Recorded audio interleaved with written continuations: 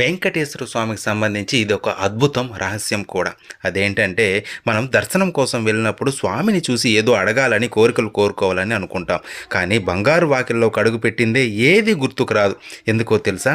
గరుడాల్వార్ స్వామికి ఎదురుగా వినమ్రుడై నమస్కార వదనంతో ఉంటాడు. మనం ఎప్పుడైతే క్యూ లైన్లో స్వామికి ఎదురుగా వెళ్తామో అప్పుడు మనం గరుడికి స్వామికి మధ్యలో ఉంటాం.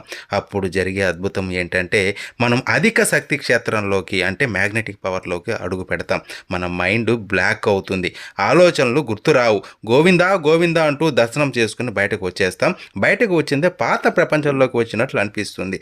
మీరు ఇలా ఎప్పుడైనా ఫీల్ అయ్యారా?